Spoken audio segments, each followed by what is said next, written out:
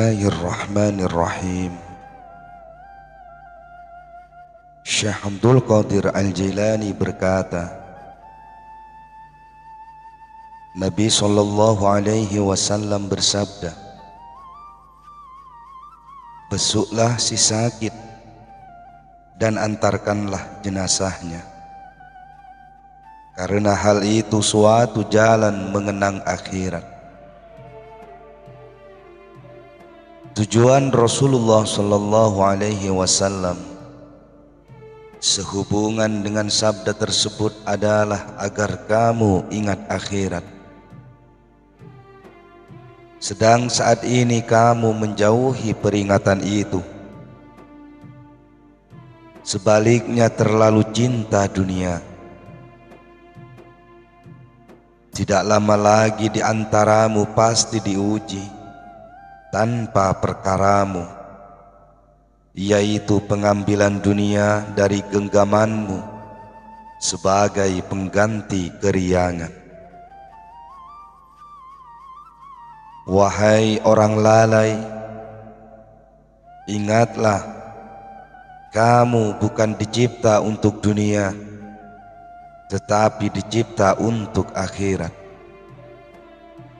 Wahai orang lalai, jika kamu tetap cenderung dunia, berarti himmahmu hanya mengantar pada syahwat, kelezatan, dan segala dunia terukur menurut uang.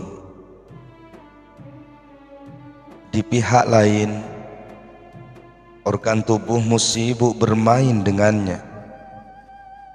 Jika kau diingatkan akhirat atau mati, kamu berkata, "Ah, kuno, terlalu sempit." Tegakkan kepala untuk demikian dan demikian.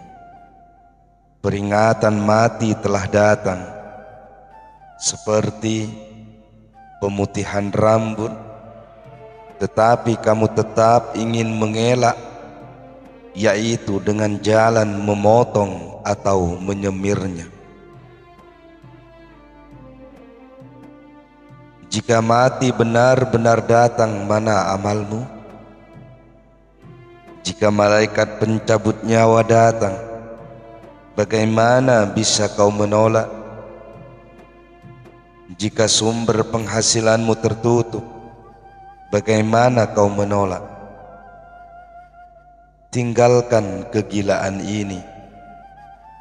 Dunia itu terbangun di atas amal. Itu baru benar. Jika kamu beramal di sana, tentu kelak diberi pahala. Tapi jika kamu tidak beramal, apa yang bisa diberikan?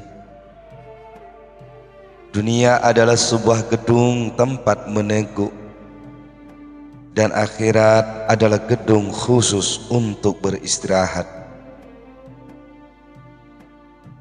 Orang beriman ketika di dunia giat meneguk tugasnya, tentu ia akan leluasa beristirahat di akhirat.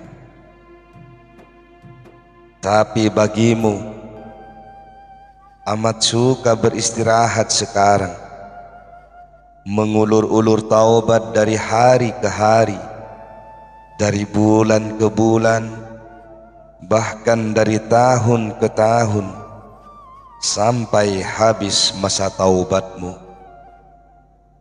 Dalam waktu dekat, tentu saja kau menyesal, bagaimana aku tidak menerima nasihat, bagaimana aku tidak bangun dan membenarkan, maka aku pun tidak mengenal kebenaran.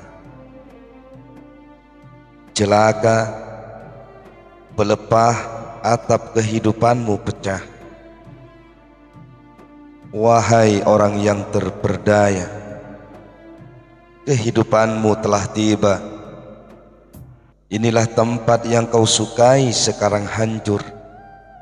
Carilah kedamaian akhirat. Alihkan pijakanmu ke sana. Apakah pijakan itu?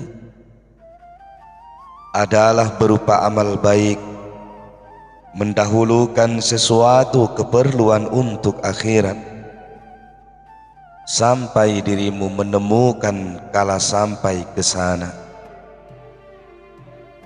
Wahai orang yang terpedaya dunia, wahai penyibuk tanpa hasil, wahai orang yang menghasilkan sihir untuk bersibuk jadi pelayan dunia, sadarlah, akhirat itu tidak bisa dipadukan dunia, karena orang tidak dibenarkan melayani dunia. Singkirkan ia dari lubuk hati, tentu kau menyaksikan akhirat. Bagaimana agar ia datang tanpa menguasai hatimu? Jika ini sempurna, kamu dapat panggilan untuk mendekat Allah. Ketika itu akhirat jadi sunyi, sedang kamu mencarinya. Maka di sanalah kesempurnaan hati yang bersih dan kejernihan sir. Wahai sahaya, jika hatimu bersih syuhud atau menyaksikan Allah, para malaikat dan orang-orang berilmu tetap berpihak padamu. Jika kamu menyaksikan Dia, maka tidak lagi butuh penyaksian dengan kebenarannya untuk dirimu. Jika ini sempurna atasmu, jadilah gunung tidak digetarkannya, keuntungan tidak dikuranginya, dan pandangan terhadap ciptaan yang ada dalam jiwamu tidak membekas. Tidak ada goresan yang sampai menggores hatimu, dan kejernihan sirmu tidak terkotori. Wahai sahaya, carilah makom ini, impikanlah, jadikanlah himmahmu untuknya. Tinggalkan mencari dunia, karena hal itu tidak bakal membuat kepuasan, kecuali selain Allah tidak akan pernah memuaskan. Karena itu, rapatkanlah dirimu dengannya. Dengan cara itulah kamu bisa memuaskan hati. Jika berhasil, tentu bisa mencapai kecukupan dunia akhirat. Wahai orang lalai, butuhkan orang yang membutuhkanmu, carilah orang yang mencarimu, cintailah orang yang mencintaimu, sibukkan bersama orang yang bermushtaq kepadamu. Kau dengar firman Allah Subhanahu wa ta'ala, Dia mencintai mereka dan mereka mencintainya. Sesungguhnya kamu diciptakan untuk menyembah Dia. Karena itu, jangan mempermainkannya. Aku ingin agar kamu menjalin hubungan dengan Allah, maka kamu jangan bersibuk diri untuk yang lain. Jangan mencintainya merangkap ciptaan. Jika kamu mencintai yang lain, cintailah atas dasar kasih sayang dan kelembutan. Kalau itu yang kamu kehendaki tidak mengapa. Tapi jika cintamu berdasar lubuk hati, jangan lakukan karena termasuk cinta syirri, dan yang demikian tidak diperkenankan. Nabi Adam alaihi salam, kala hatinya hanyut mencintai taman sorga beserta taman keindahannya, membawa dampak keterpisahan antara Allah dan surga. Setelah diuji, lalu ia diusir dari surga dengan ujian memakan buah terlarang. yang disukai Hawa. Akibatnya ia dan Hawa terpisah dalam waktu yang tidak pendek, yaitu kurang lebih 3000 tahun. Ia berada di Sarandib dan Hawa di Jeddah. Nabi Ya'qub manakala hanyut pandang kepada anaknya Yusuf alaihi salam dan selalu dekat dengannya, berakibat membawa perpisahan yang cukup lama. Dan Nabi Muhammad sallallahu alaihi wasallam ketika pandangannya hanyut kepada Aisyah dengan berbagai perasaan, berakibat membawa cobaan menimpanya, yaitu tuduhan berbuat zina dari orang-orang munafik yang dusta, sehingga untuk beberapa hari beliau tidak ingin melihat Aisyah. Oleh karena itu, hanyutkanlah pandanganmu untuk Allah semata, bukan yang lain. Kamu tak perlu berjinak-jinak untuk yang lain. Taruhlah ciptaan ini di luar hati, sedang segala penjuru hati itu sendiri terpenuhi olehnya. Wahai pembaut batil, wahai pemalas, wahai orang yang enggan menerima ini, jika kamu bersedia menerima petuah-petuah dariku, lalu melaksanakan apa yang aku katakan, maka laksanakanlah sepenuh jiwa. Jika kau tidak bisa menundukkan keponggahan jiwa, maka yang ada hanya kebencian dan keharaman. Firman Allah Subhanahu wa ta'ala, berguna kepadanya apa yang diusahakannya, dan yang mencelakakannya pun hasil usahanya pula. Kalau kamu membuat kebaikan, kebaikan itu untukmu sendiri, dan kalau kamu membuat keburukan, maka keburukan itu untuk dirimu juga.